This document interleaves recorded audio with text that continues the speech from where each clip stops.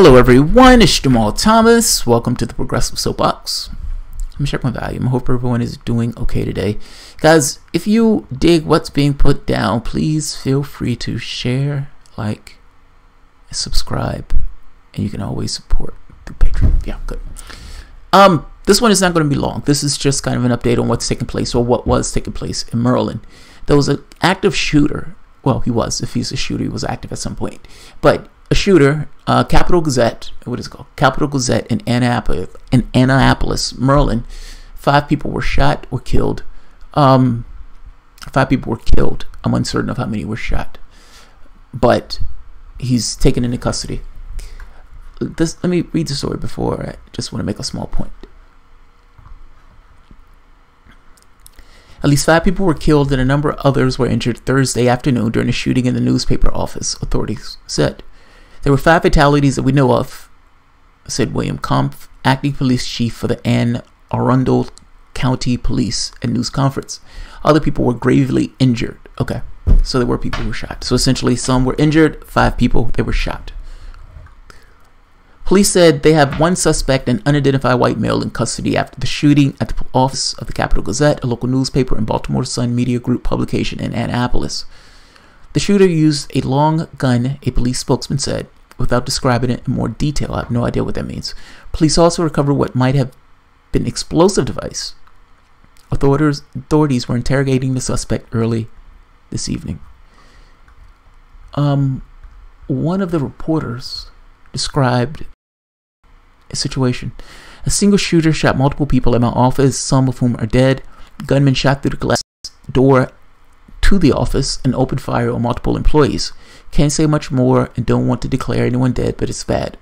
There's nothing more terrifying than hearing multiple people get shot while you're under your desk and hearing the gunman reload.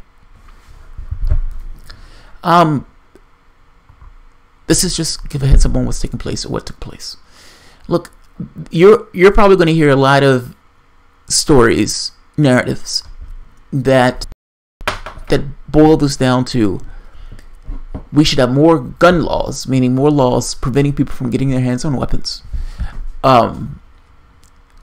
versus, I guess you can say, freedom or whatever else. But I'm saying don't allow this conversation to get separated into these 2 camps of either more guns or less guns. Why matters. I mean, this guy who's going out and do that, I don't care what shooter. I think this is like the 195th mass shooting in this country. But we're up there. It's 100. At a certain point, you get across this thing that there's something fundamentally flawed with your society, where your society is producing mass shooters in this way. That guy didn't come out of a goddamn vacuum. That guy was immersed in this particular society. They're going to take that guy to court. They're going to put him on his stand and whatever he has to say. Understand, at the end of the day, that guy is fundamentally a robot. The implicit and explicit experiences that person is having is etching themselves on who that person is. They're an aspect of that person that's them. Yes, that's true. But he didn't get that way. He wasn't born that way. He was made that way based on the experiences of his particular society. I'm saying, what in your society is causing people to behave in this way? And if it wasn't a gun, it would be a knife or a box cutter or something else. Maybe he wouldn't be able to shoot or kill 5. Maybe he could kill 2. Yes, that's progress. But let's be honest. There's something fundamentally flawed with that thing that would drive into this person to act in such violent and insane ways, to go out and murder and tear apart other human beings. Yes, that's a factor of him, but there's also a factor of what he's in, where he's been, how he's lived, and everything that's pressuring on him as he goes about his day. So here we are again, another mass shooter with more people giving their prayers, none of which matters until the next one. So I'll end it here. I am curious to hear what this guy says.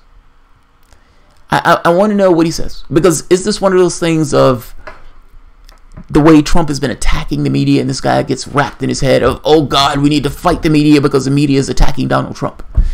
I don't know what's in his head. I want to hear what's in his head. So we'll see. They've captured him. So my point to this is less about him per se, and more from a systemic point of view. you're creating people like this. The question is to figure out how. Getting rid of guns is not going to get rid of this guy. It's not going to get rid of that guy at all. That guy is just going to have a knife or something else. Why? It's more in-depth and it's more honest as a debate.